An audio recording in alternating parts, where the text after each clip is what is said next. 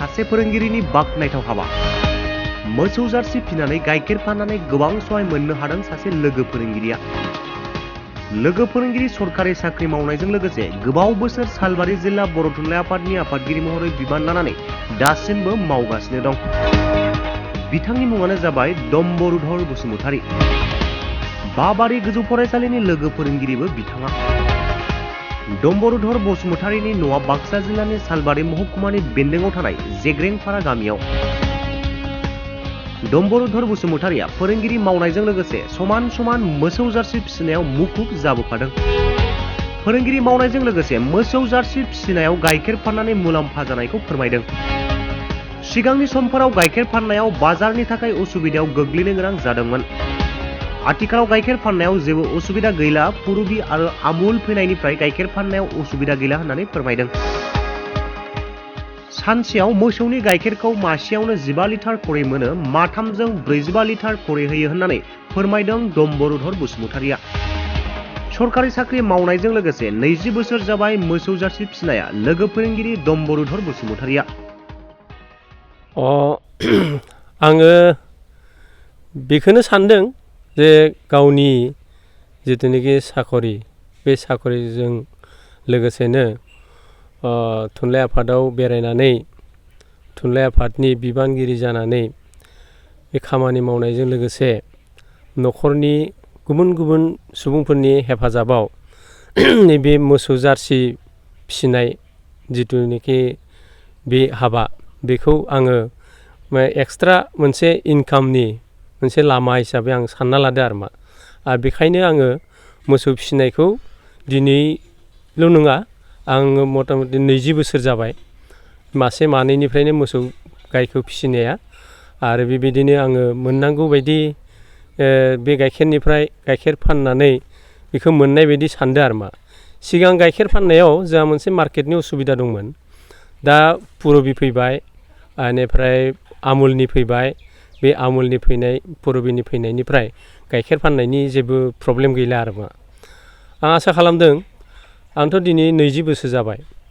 आंखौ नुनानै नैबे कालपानि जिथुनाखि मिल्क कालेक्सन सेन्टार, बे कालेक्सन सेन्टाराव साफा सानै बर' सुबुंफ्राबो आंखौ नुनानै गाइखेर मोसौ गाय फिसिनानै गाइखेर फाननानै फैसा लानो बे माबायाव दावगाबोदो आरो बेखौ साफा सानैखौ नुना मोन्दों।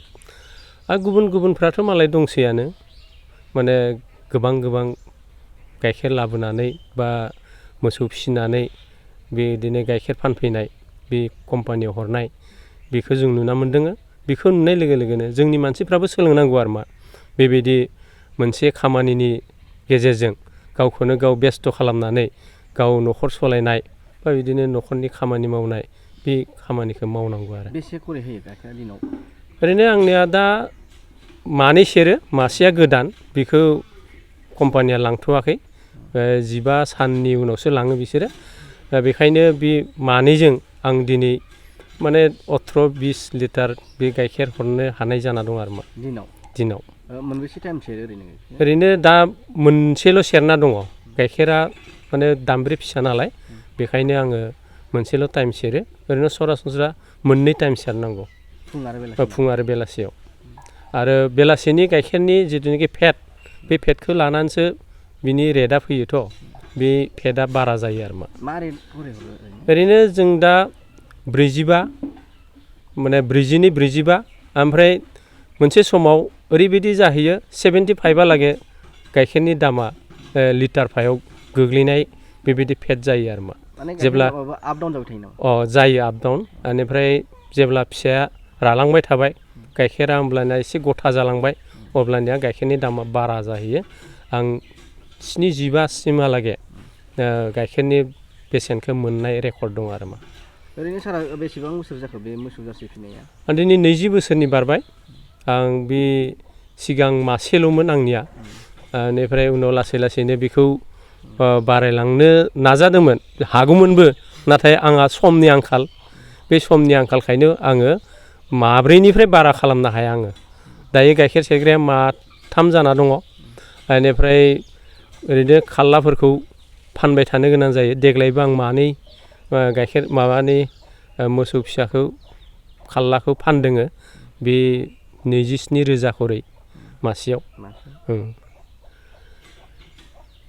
बाबारि गोजौ फरायसालिनि कुट्रिजार बेयाव लोगो फोरोंगिरि हिसाबै खामानि मावनानै दङ। बेनिफ्राय साख्रियाबो बारा गैलिया बे दानब्रै फैगौ मार्च दाननि जोबथा खालारावनो रिटायारमेन्टनि समा सफैगौ। बेखायनो आरोबाव उनफ्राव माने आसा दङ निस्सय बेबायदि खामानिया एसे बाहेरा खामानिया खमायब्ला मोसौ गायनि अनजिमाखौ बांहोनो हागोन बेबायदि सानदों। फारसेथिं जुदि थुनलाइ आफादनि खामानिया बाङोब्ला अब्लानो एसे आख' फाख' फैफिनगोन बेखौ सानना दं आरो। सारा बर' थुनलाइ आफादाव मा माबायाव दङ बिबानाव दङ? आं दासिम बे सालबारि जिल्ला बर' थुनलाइ आफादनि आफादगिरियाव दङ। सिगां नेहाथारिमोन बिनि सिगांनि टार्मसआव। बेनिफ्राय आगोलावबो आङो लेङाइ आफादगिरि हिसाबैबो खामानि मावबोबाय। बेबायदिनो फरायसा आफादनिफ्राय ओंखारबोनायनि उननिफ्रायनो आङो बर' थुनलाइ आफादाव माने मावगासिनो दं आरो दासिम जेबो मावनो हायाखैबाबो लोगो हेल्पार हिसाबै मालायजों आङो ओंखारफागासिनो दङ बेखिनियानो। ओरैनो मा होनाय जायो होनदों बे मोसौ जारसिनो माबाफोर मुलि सुलिफोर होनाय जायो नामा? ओरैनोथ' केलसियाम भिटामिन बेनिफ्राय आइरननि बेबायदिनो होबाय थानो गोनां जायो सम सम। बेनिफ्राय सम सम मानसि बायदिनो बिस्राबो लोमजानाय साजानाय जाबाय थायो बेफोरनि थाखायबो बेबस्था लानांगौ। बेनिफ्राय मोसौ फिसियोब्ला माने मोसौजोंनो हदाय नांथाबफाबाय थानांगौ आरो मोसौआ मा जादों मा जायाखै बेखौ नोजोर होबाय थानांगौ। बेनिफ्राय 2 बा 3 बेबायदिनो मोसौनि देहा फाहामग्रा बा डक्टर बेफोरजों कनसाल्ट थानांगौ। नङाब्ला सोरखौबा मोनगोन सोरखौबा मोना माब्लाबा समाव माब्लाबा ओरैबायदि इमारजेन्सि जायो माने नांथारगौ आरो डाक्टर बेबायदि नङाब्ला जाया बेबायदि अबस्था फैयो। बेथ' गाइखेर सेरबाय थानायखौथ' सानफ्रामबो थुखैखानांगोन गाइखेर सेरनायनि सिगांनो नङाबा माने लेथ्रा जाना थायो गोबोरजों हासुदैजों। जानाय आदारफोराव मा होयो? जानाय आदारा ओरैनो माबा दङ ओरैनो भुसिबो होनना बुङो ओमफ्राय सापर होनना बुङो गम माइनि बिगुर। बेनिफ्राय रेडिमेड दाना दङ बे दानाया हरेक किसिमनि दङ। कपिला दङ बेनिफ्राय आमुलनि दङ गद्रेजनि दङ बबिनो होननाय बेफोरखौ माने नांगौ बायदिहाय जाहोबाय। खिन्थु फेग्रा मुवानि हदाय बिरोधि माने आंबो निजे बाहाया मालायखौ बाहायजानो बायो। आरो मेल मिटिंफ्राव बर' थुनलाइ आफादनियानो जा बैसागोनियानो जा मेल मिटिंफ्राव आं फेग्रा मुवानि बिरोधै बिबुंथिफोरखौ होबोयो। बेनिफ्राय फेग्रा जों मानो जायो फेग्रा जायोब्ला मा जायो बेफोरखौ जों बुंबोदों। आरो फारसेथिं बेबायदि लाइमोनफोरा जायफोरा फरायनायावबो गैला ओमफ्राय बेबायदिनो गुबुन खामानिबो मावथ'वाखै बेबायदि अबस्थायाव दिनै जों गासैबो सरकारि साकरिखौ आसा खालामनानै लाब गैया बा मुलाम्फा गैया। जोङो गाव जों मायाव एंगेज जायोब्ला जों गावखौनो गाव सालायनो हागोन गावखौनो गाव आथिङाव गसंनानै जों थांना थानो हागोन बेखौ जोङो नागिरनांगौ आरो संनांगौ बे लामाखौ संनांगौ। दिनै जों बिखेखै जोङो खायसे मोनसे कास्टखौ जों नुना मोन्दों बिथांमोननि लाइमोनफोरा माने माबा नङा माबा मोनसे माने मावनानै जानाय बेखौ सिन्था खालामदों आरो बे बिखेखै मुस्लिम लाइमोनफोरा गुबुन माने जिखुनु खामानि बिथांमोना बे खामानिखौ आखाइ होनानै बिदिनो माने दिनै सना दाग्रानिफ्राय मिस्ट्रिनिफ्राय दंफां मिस्ट्रिनिफ्राय ओमफ्राय बेबायदिनो कंक्रिट इन्डास्ट्रिनिफ्राय गुबुन बे खामानिफ्राव आगान होनानै बिथांमोना साक्सेस जादों। आरो बिदिनो दिनै नुना मोन्दों सरकारि जिथुनिखि सरकारा बिसोरनि बिरोधि मोनसे पलिसि लाबाय थायो बे पलिसिनि हेंथायै जोंनो थांना थागोन बेबायदि मोनसे पलिसिजों बिसोरो थांना थानायनि राहाखौ लादों।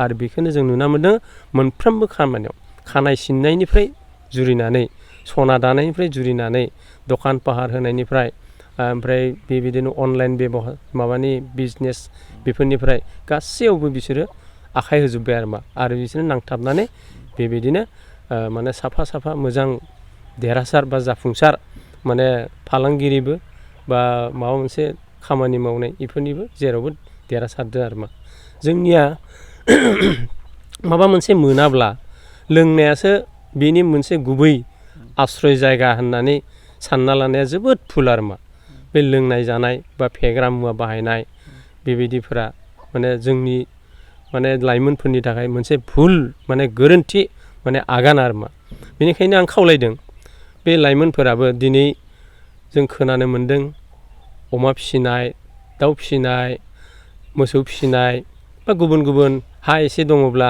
थालिर बायदिसिना गायनाय बेफोरबायदि राहानि गेजेरजोंबो गोबाङानो गोबां माने रां आरजिनानै सोलिनो हानाय बेखौ जोङो नुना मोन्दों आरोमा बेखायनो बेबायदि जायखिजाया माबा मोनसे खामानि बासिना लानांगौ आरो दुनियावथ' खामानिनि जोबनो गैया बेखायनो जों बेखौ मावनो लानांगौ बासिना लानांगौ आरो बेखौ नांथाबथारगोन होननानै गोसोआव नाजानाय मोनसे थानो नांगौ आरो माखासे जोङो लाइमोनफोरखौ नुनो मोन्दों फुजा बायदिसिना फाथालाव बांसिनखौनो जोङो गोसो होनायखौ नुयो आरो माखासे जाथायबो जानायखौ जों नुनो मोननाय जायो दा बेखौ जोङो बुंनांगोन फुरथिबो खालामनांगौ फुरथि खालामनाया जोंनिया बांद्राय जालाङो बांद्राय जाब्लाथाय माने लोंनानैसो फेनानैसो फुरथि खालामनाय जों बेखौ नुयो आरो बे फुरथियावनो जों बांद्राय माने धरक बाइक सालायनायखौनो बुंदो माने लोंनानै बांद्राय स्पिडाव बाइक सालायनाय बेफोरबायदि गावजों लोगोसेनो न'खरनि आरो सोरबा